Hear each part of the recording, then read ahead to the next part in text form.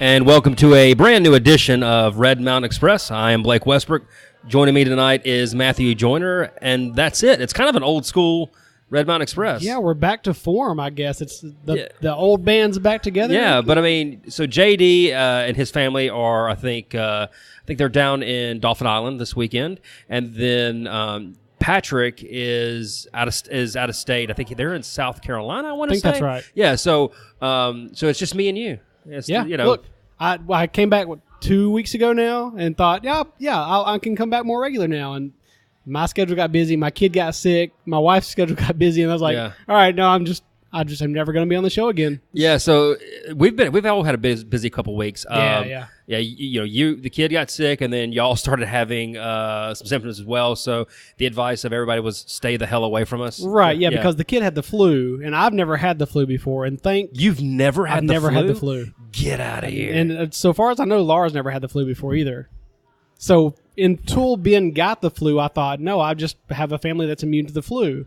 And we've created a super child who's immune to everything. No. Except he's not, and he catches everything.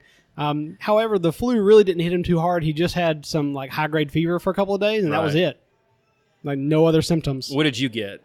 I had just more head cold stuff. That's awful. Yeah, it's the worst, especially when your kid has the flu and you start thinking, oh man, am I starting to get the flu?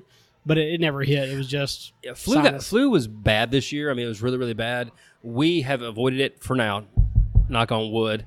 But I will tell you what, everybody I've known has their kids have gotten it or they've gotten it, and we've told everybody in our office, if you have the flu, go home. Yeah, no. Take your computer home, work from home, do whatever you need to do.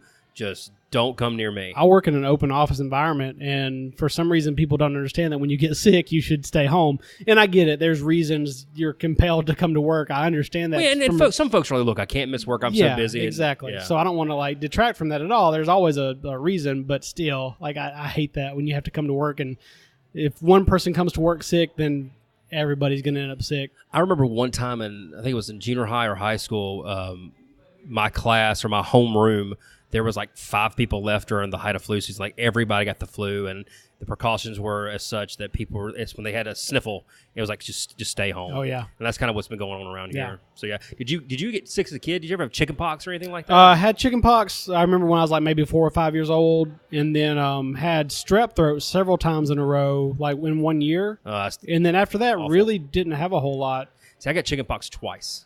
Wow. Yeah, I didn't know that was possible. Well, I got it twice, and now I'm really immune to it. Yeah, did you hear about the I think it was the anti-vaxxer that got chicken pox? No. Yeah. What? I think but it's not here in the United States. I believe he's in maybe it's Australia or New Zealand or something like that. But he got chicken pox, and he's an anti-vaxxer. So yeah. Well, they make a drug for that. Yeah, it's called a vaccine. Do you ever see the Facebook post? The person was like, hey, look, my child's not vaccinated, but I want to protect him from all these diseases. What can I do? And people are like, get a vaccine. Right. Yeah. It's not that hard. Yeah. And look, if there's any anti-vaxxers listening to the show, stop listening to our show. You don't, if you're offended I by have us no talking about sympathy. vaccines, bye. I don't care. Got me all riled up. So, but anyway, we're back at the Lumbar in Pepper Place. They have the doors open. I mean, it was a beautiful day today. It's a beautiful night. They have the doors open. People are enjoying themselves. So baseball on every TV. Baseball's on every TV. There's some March Madness going on a couple of the TVs. I believe Florida State and Gonzaga just finished up. My Braves got trounced today by the Phillies, which that's bound to happen. But come and check out the Lumbar. It's a wonderful place. We're actually recording in their incubator room. So stop by. They're on 29th Street South. And so see Riley and Tim, and they're great folks. And speaking of Lumbar and the Pepper Place, we have a pretty big announcement, don't we? I think it's fairly big. It's fairly big. We wish that that JD and Patrick were here to share in this news, but they were here when we were offered this. Well, Patrick was. JD was, yeah. We haven't, I think, had the full band together. Me and JD haven't been on a show together yet. Yeah. And I hate that because I want to be on a show Captain with all Planet may four show of us up here. if we all get together. We have to put our rings in the middle of the table and wait, what? Yeah, it's the rings, yeah. So anyway, I'm gonna let you talk about the great announcement we have. Yeah, so 3 weeks now. 3 weeks ago. We did our interview with some folks from Sloss Real Estate. Sat down with them and talked about things going on at Pepper Place and what we could expect to see in the future, and talked about farmers market. And after the show, we kept talking to them, and they made us a very compelling offer. They want to house our show here at their property. So for now, we're going to call. Should we say Lumbar, or should we just say Pepper Place? Well, I mean, Lumbar, Pepper Place, but also Back 40. Yeah. This is a really this part of town is really building up. They do a great job with really displaying their properties, and they have wonderful tenants here. And so I mean, most people probably gonna record here in the Lumbar just because it's awesome. Yeah, it's awesome. The Back 40 has beer too, so we'll check that out. There might be some nice summer days where we go out and sit on their patio and record. Absolutely. So if you didn't catch that, or if I went over it too fast, we now have an official home. We're going to be calling these Sloss Real Estate properties the home of the Red Mountain Express. I like it. We're still going to have the freedom to record, in JD's basement or in Patrick's basement. Whenever our schedules do not line up very well. So we'll still bounce around a little bit as we need, or as opportunity comes up to interview somebody at their location. We're not bound or tied by any restrictions or constraints, but we are honored to be able to call Pepper Place and Back 40 the home of the Red Mountain Express. Yeah, that's gonna be great. Yeah. I'm really excited. It's nice to we have a place to go to instead of trying to figure out whose basement or front bedroom or living room we're going to record in. And it's nice to actually be downtown where all these great things are happening in Birmingham. Right. Yeah, we talk about Birmingham, but we record most of our shows outside of Birmingham. Maybe in Jefferson County still, but that's why it's called the Red Mountain Express, taking people into Birmingham. Sure. So, right. Yeah. Right. Okay. Yeah. I see what you did there. One of the cool things we may do, we're kind of in talks to do this, is possibly record at the farmers market. Go around, talk to some of the farmers, talk about what they're bringing to the table for a lot of folks and some of the vendors. So we'll give you more information on that when that does happen. And if that does happen and you see some bearded gentlemen walking around with a microphone in their hand, stop by and yell into the microphone, right? We can ask them to do that, right? Maybe let us know you're going to do it. Like, give us some eye contact maybe first. Yeah. Don't just yell Don't say anything vulgar, right? Yeah. I would hope not. You never know. We can edit. We're not a live show, thankfully. What if they come like, I bleep and love you? Then we'll we might keep that bleep that out. We'll see. Yeah, so case by case basis. Yeah. No, it's great. There's lots of cool opportunities that can come up with this partnership. So maybe just look forward to some bigger things happening for us in the near future. And we're excited. We're basically rock stars, right? Basically. We're not Motley Crue. We're more like, I wouldn't say the Eagles because they fought the whole time. I was gonna say Weezer. See, I'm not a big Weezer fan. Yeah, speaking of good music, we got some good music playing over the loudspeakers. I think Tim's playlist is going right now. They've had some Kansas. They had a 38 Special when we were coming on the show, Hold On Loosely, which is an awesome song. So, so check out the folks here at the Lumbar. Great folks, great beer, and a great location. Let's take a break. Let's hear from our sponsor, and when we come back, we'll talk about some news in the good city of Birmingham. We'll be back in a second. Beecham Woodworks is a locally owned and operated wood shop in Birmingham, Alabama, specializing in custom furniture and small home goods. Chris and Kanan Beecham create a wide variety of unique pieces of all sizes, ranging from cutting boards to farmhouse tables. Using wood sourced from Alabama sawmills, Beecham Woodworks creates affordable quality pieces that will be a one-of-a-kind fixture for your home. So support your local woodworker and visit redmountainexpress.com/woodworks or check them out on their Facebook and Instagram accounts. Beecham Woodworks, turning your house into a home. And we're back for the second half of the Red Mountain Express. Before we get started, I wanted to give a shout-out to one of our loyal listeners. He actually works with my wife. He listens to our show every single episode. He's like the first person to ever comment or, besides probably Patrick's sister, Laura. She comments on everything as well. But we're going to have a battle between these two. Yeah, exactly. But his name's Jake Thomas. He's a really good guy. He loves our show, so I want to give him a shout out. And so, listen, this is the whole point, guys. If you listen and comment on our stuff, you'll get a shout out too. So just remember that. If you want one. I don't think Jake knows this is coming, so I think he's probably going to listen to this, and he's going to get like he's gonna be giddy about it. So it always blows my mind because like we're two guys that were just like, hey, let's start a podcast, and then we find out that people actually listen, and we're like, oh.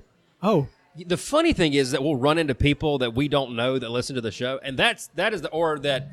I don't know if this was Jake that this happened to, but my wife was at work, and they were talking about podcasts, and someone mentioned, oh, there's this great podcast about the city of Birmingham, blah, blah, blah. And Megan goes, you're kidding, right? Like, no, it's great. He goes, yeah, that's my husband's podcast. So, or maybe it was Megan, maybe it was someone else, but that story's happened like 3 or 4 times. So we're very proud of the show. We're very proud of to have listeners and loyal listeners and folks that give us feedbacks, and he's one of them. So, Jake, thanks for listening, and please keep listening and keep spreading the word about us. So let's get into some news real quick. Kind of a little bit of an update. We talked about this story months ago. Right? I mean, back when I was on the show. Still. Yeah, back when you were on the show. Automatic Seafood and Oysters, which is a new restaurant that's opened up in Lakeview, is going to be opening on April 1st. This is really good. The chef is originally from Muscle Shoals. He's known for his work at a place called The Optimist, and I think that's out of Atlanta. That's right. And so, it's going to be fresh seafood from the Gulf of Mexico, and I don't know about you, I love seafood, and I love oysters, like raw oysters. I know we've talked about this a million times. You just don't do it, dude. I'm not. I don't. Man, I'm going to tell you what, you give me a dozen oysters and some cold beer, doesn't get much better than that. It really doesn't. I'm hoping that there's plenty of people like you that are excited about this. I think it's going to be a really cool restaurant. Of course, we talked about this. It's named after what used to be in that building, the Automatic Sprinkler Corps manufacturing facility. So that's where the name Automatic comes from.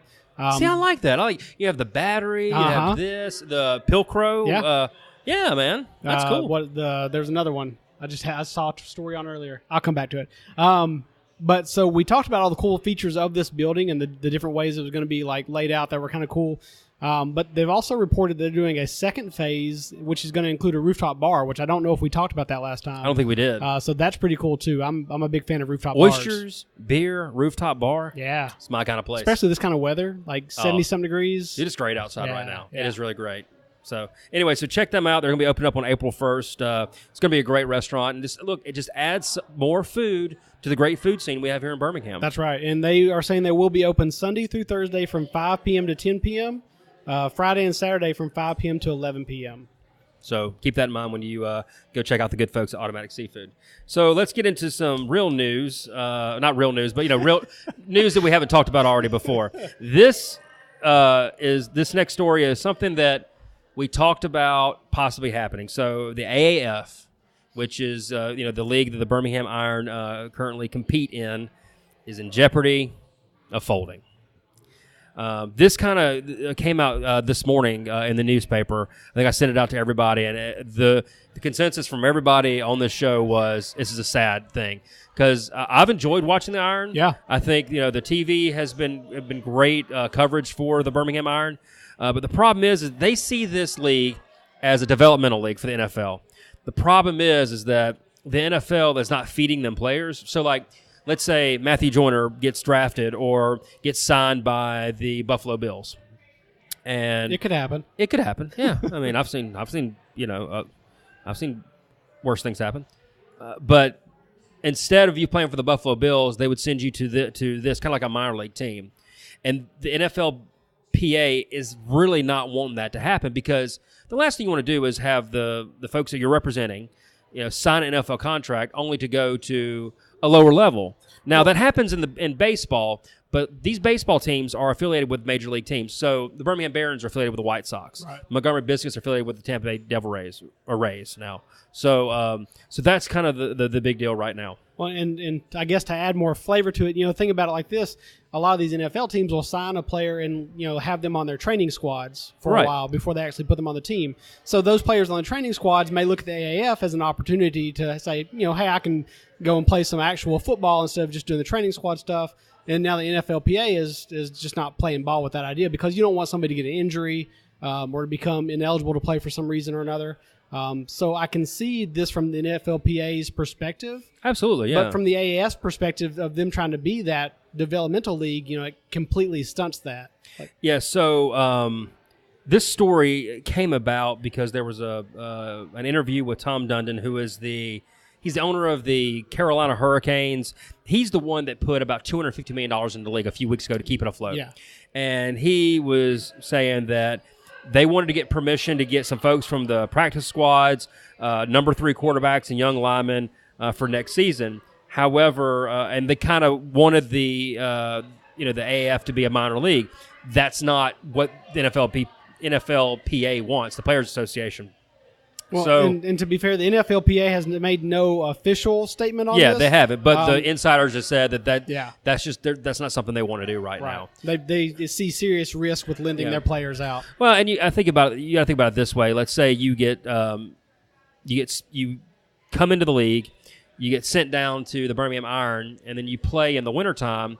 And then when you're done with the season, you get to start mini camps again. And so you're playing football year round, and that can do some damage to your body. I mean, absolutely. I mean, just playing the NFL's, you damage to your body. Football at all is hard enough on you. So yeah.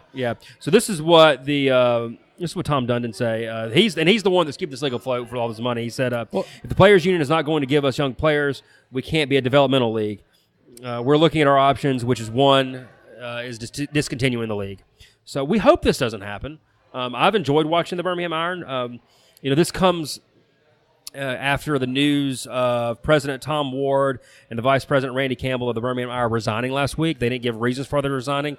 You wonder if this news right here is the reason why they're doing it. Maybe they're trying to get out early to try to find something else to do. Maybe. But the Iron is going to be playing Atlanta this Sunday at Legion Field. It's going to be their last regular season game.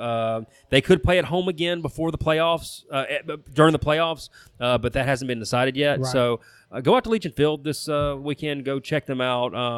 It'd be great to have a good crowd there, but I would say this: it's not looking good. The NFL does. The NFL sees they already have a developmental league, and they see that as college football. Right. And then once you get past college, I mean, you see guys that are really good football players that will be in the league a couple years as a backup, and then after that, they're done. Right.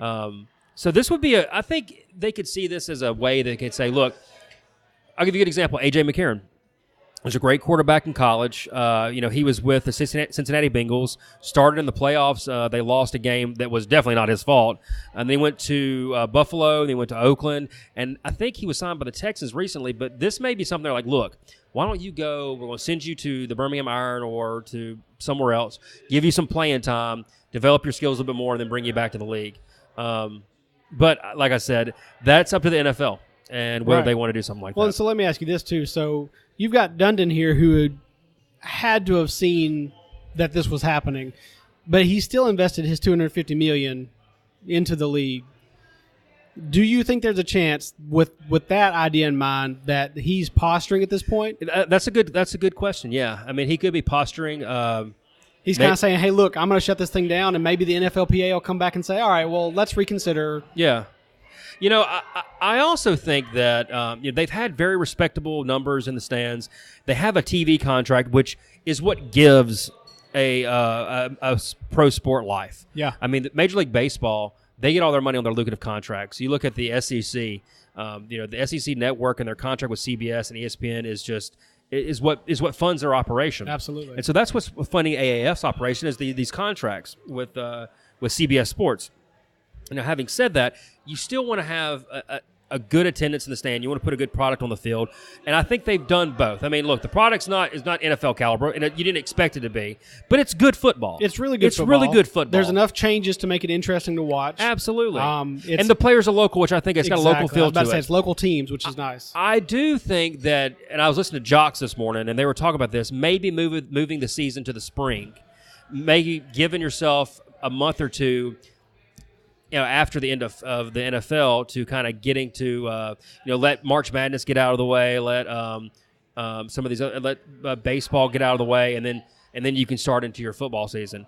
And where the weather's nice, because I mean the weather in February, it's awful, man. It's awful. Maybe 80 one day and 30 the next. I mean it's. But, I hope it doesn't fold. I'd like to see this come back next year and the year after that, and hopefully I'd love to see this team when they in the new stadium they're building downtown.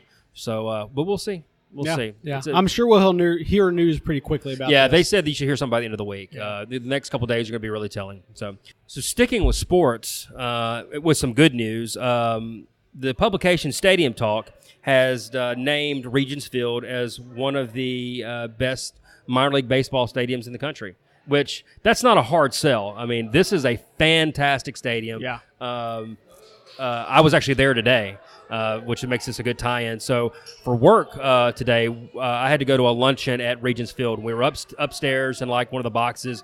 We had lunch, and they gave us a tour of the field. And we went to the clubhouse. We went all through the stadium. We saw a bunch of their areas where you can like do meetings and things like that. And then we actually got to go in the dugout and out on the field. So it was really, really cool. So, yeah, I mean, this is a good thing. No, it's a great stadium. I've seen several games there. I forget until I saw this article that we got here that the stadium's only 6 years old. Yeah. In my head, it seems older than that, and I know it's not. But man, it's such a great place. I don't know. I think it's hard to believe it's been 6 years. You really? Yeah. See, see, to me, it feels like it's part of Birmingham, and it's been here for a while now. And I'm just like, yeah, of course, it's right there. It is. The stadium is done well. It's positioned perfectly because if you're on the first base side, you have the whole skyline, and if you're on the third base side, you have Red Mountain and Vulcan sitting over there. So it's positioned perfectly. It's in a great area right next to the park, and I think other than great baseball because they have a great team, it's very family friendly. It is. I mean, you have. Yeah. They have playgrounds for kids up there. They have another little zone where they have a little small baseball park, and I think it's out center field. The food options are great. It's very cost friendly, and the tickets are not expensive. And there's a beer garden. Yeah, and their food is fantastic. Like they have the burger with the egg on it, which is I don't turn that down any day of the week. But yeah, so I had a good time today, man. The weather was beautiful. Got to see the whole stadium. I saw several of your pictures. It looked like a really I'll cool... put some up on Instagram later on tonight. But the cool thing is that I didn't know we were going out on the field. Like we'd walked through the clubhouse, and then they said, y'all follow us this way. And I started walking down a tunnel. And look, I played baseball from the time I was in 6th grade till the time I graduated high school.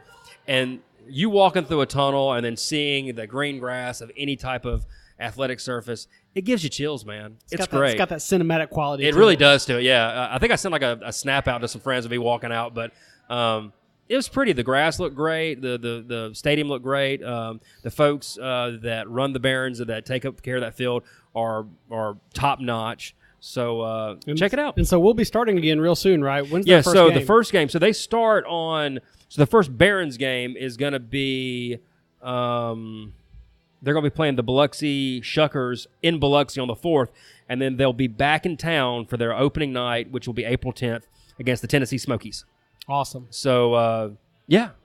I think, Tim from here at Lombard was telling me that they are going to take their whole staff there. So I think they're going to shut the doors and say, guys, we're going to opening night. Tentatively. I know he's still going to ask Riley. Yeah. He's going to ask Riley for permission, but yeah. But yeah, I mean, come on. I love baseball, man. Oh, yeah. Baseball's fun. It's opening night tonight. It's the American sport. It is. It's America's pastime. Classic. Yeah. So anyway, good news for Birmingham. Another good sign that they're doing things right down there. And so check them out. April 10th, the Red Mountain Smokies, or not Red Mountain Smokies, what did I say? Tennessee Smokies, yeah. And I will tell you this. I've never noticed this. They have Michael Jordan all over that damn stadium. Like I know, yeah, they really do. He played there, but for like 2 years, and he wasn't great at all. Have you ever seen the documentary about Michael Jordan playing baseball? I've heard it's really good. I haven't seen it. It's really good, and you really understood that at the very end of his baseball career, he got good. Like he started being able to hit and field stuff like that. Now, was he major league material? Better. Okay, there you go. He wasn't. I love Michael Jordan as a basketball player. Hey, man. And in Space Jam. Great actor in that movie. I mean, the fact that he didn't win an Oscar is, but I watched him several times as a young kid playing with the Barons. So I'm looking at so the reason why I say this, I'm looking at the schedule, the 2019 Birmingham Barons schedule, and off to the left, there's a picture of Michael Jordan in his 45 jersey, and it says the 25th anniversary of Michael Jordan. And Jordan's head is the O in Jordan. And now they have a big like picture of Michael Jordan. Suddenly I feel a whole lot older that was 25 years ago. Because I remember that, man. Dude, I remember very explicitly going to the games at the Hoover Met and watching them play. How'd he do? He was terrible. He got a home run. But other than that, it was terrible. Were you there for a home run? Yeah. Were you really? I really was. That was on ESPN. I remember when that happened. Really? Like, it was on SportsCenter. They're like, it was like the lead story on SportsCenter. Yeah. Because he's Michael Jordan. Right. Anyway, that's cool. So, check out the Barons. Yeah, pretty cool story. Saw this actually today. So, a Birmingham couple have created a website that is basically an online farmer's market. The website is called Till, and in the story by AL.com, and I think there's also a story in the Business Journal. Yeah. It says, Till is an online portal for customers to buy fresh produce online from Alabama's farmers or pickup or delivery. So basically, you go on this website, and I believe it's kind of like any other I guess like a grocery delivery service, and you can pick from a slew of farmers or farmers markets, and they'll deliver to you, or you can go and pick it up. The website is usetill.com. It will be going live in 2 days. So I went to their website, it's a great website, and signed up for their email list, and I got a nice email back from their founder, which it said, Will here, founder of Till. My wife Haley and I cannot express to you how excited we are to bring Birmingham's farmers markets to you on the doorstep of your own home via convenient local pickup. And it just goes on to say that they're lifetime Birmingham natives. They know how awesome the Birmingham culinary scene is, and they want to be able to bring the kind of ingredients that Frank Stitt and Chris Hastings use in their restaurants, because that's what they do. They go to farmers markets to get their products as well. So it's Will and Haley DeShazo. I think I'm saying that right. I think that's right. And it's called Till, and organic farmers near you. And so I think this is pretty cool. It's a really cool idea. So, I mean, of course, we've already seen grocery delivery services. I work for Shipt. So we've got Shipt, we've got Instacart. Of course, I think there's one other that I'm forgetting. There's a third, maybe smaller one. Anyway, so this is that same idea, but just for farmers markets, which is a really cool idea. I was surprised by this announcement. Surprised to see somebody try something this niche, I guess. Yeah. But it seems like they're doing it right. They've already got 7 farms in and around the Birmingham area that members can choose from.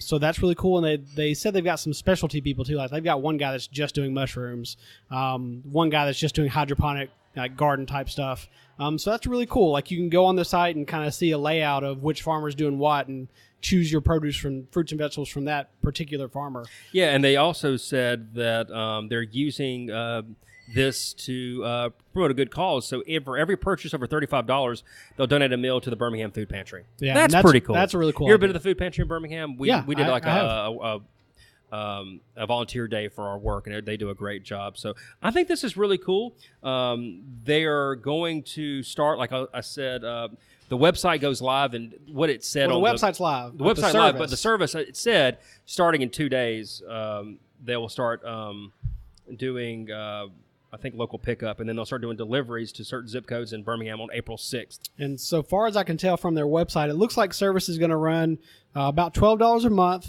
with a 7-day free trial and a $4.99 sign-up fee. So take that for what it is. I haven't explored the whole site to see if there's any other costs or anything, but that's what I can see from their initial sign-in page. Yeah, so check out the website. It's usetill.com. Sign up for, you put your email address in, you'll get a nice email from them, and check it out. I mean, that's pretty cool. I mean, supporting your local farmers, what could be better? Right. Yeah. So, anyway, let's check that out. The last story kind of wanted to mention is Slice Fest. And tell us about that. Yeah, so of course, Slice Fest has been around for a while now. I'm not sure exactly what year of Slice Fest this is. I know it's been around. It's the 8th annual. It's the 8th annual. Okay, right. So not last year, but the year before, I did attend some of the Slice Fest stuff. And from their official release here, Slice Pizza and Brew House is pleased to announce that the 8th annual, there it is right there in the paperwork. Yeah, you like that? Edition of Slice Fest, presented by Birmingham Budweiser, is set to take stage Saturday, June the 1st, 2019. As Birmingham's largest food and music block party, Slice Fest will take place outside of the Slice Restaurant in Lakeview on 29th Street South from 1 p.m. to midnight. So they're advertising a strong lineup of local and regional jazz-inspired musicians. Of course, attendees are also going to have access to local and craft beers, pizzas, other food and drink options from around the area, as well as like supporting sponsors that are joining in with a. Yeah, so general admission is $25, $30 in advance, $35 at the gate. And they have like a VIP, which is like an early bird, $75 or $100 in advance. And then children under 12 are admitted free. That's right. So family friendly. And you get tickets at slicefest.com. Yep. Those are available now. So this is really cool. And I don't know if this has always been the case or if this is a newer thing, but a portion of the proceeds are going to the Suki Foundation. Yeah, so I saw the press release. Actually, and I want to go ahead and shout out. We got a good email from the folks over at Slice Fest, and they said they were big fans of the show and want us to mention we'd like to actually have them on at some point to talk about this. And I saw that a portion of the proceeds went to the Suki Foundation, so I looked it up. And the Suki Foundation is a not-for-profit that was founded here in Birmingham. And Suki stands for Sarah Catherine. Beta, I think is the last name. And she has, I think, Rett syndrome. Yeah, and that's right. It's basically... I'm going to really butcher this, so and you know what this is, Matthew. I do, but yeah. Basically, it's predominantly, or it's only girls. Yeah, so it's a genetic mutation that's carried in the X chromosome. Right. So it really only affects females. Yeah, it's mistaken for autism, but those who have it know what's going on around them. They just cannot communicate. Sometimes they cannot talk, walk, do some of the things that we all take for granted. And so what this foundation does is help do early intervention. And I believe the young girl, there was a story on CBS 42 that talked about her, and she had started walking, and she had communicated with an iPad or a tablet, and it seems like a wonderful cause and a wonderful foundation. So anyway, I was really blown away by it when I saw it. So anyway. Yeah. So look forward to that. That's June the 1st. And like we said, tickets are available at SliceFest. Yeah, slicefest.com. And they're going to be announcing the lineup soon. They haven't announced it yet. But, hey, look, man, it's good jazz. Good local jazz. Good food. Yeah. Good local jazz. Good, and you wash it down with a nice cold Budweiser. Oh, man. Well, or local beers. But it's Birmingham Budweiser is sponsoring it. So I'm trying to trying to pump that. Sure. Hey, come on now. So check that out. And we'll have links to this on our show notes, which we will publish in coordination with our new episode. That's it. That was a good show today. Good show. Yeah. Yeah. Like I said, we do miss JD and Patrick. I was going to say that they were crisscrossing the Midwest selling brake pads for Callahan, but that's what you and Patrick were doing last week. Right. Yeah, you got to have new material every time. Somebody's going to catch on. No one gets my jokes sometimes. They really think that y'all are doing things like that. Hey, sometimes we might be. Keep people on their toes. You never know. Are you selling brake pads? Who's to say? Does Shipt do brake pads now? Who's to say? Well, thank you for joining us for this edition of the Red Mountain Express. Remember, you can follow us on Instagram, Twitter, and Facebook. Also, go to our website at redmountainexpress.com and check out the show notes for any links. Thanks to the good people over at the Lombard. Please check them out. They're allowing us to record here, and the great folks at Pepper Place. Check the Pepper Place Farmers Market that's going to be going on here in a few weeks, and also Back 40 Beer, which is opening up at the Slaw Stalks location. For Matthew Joyner, I'm Blake Westbrook. We'll see you next week.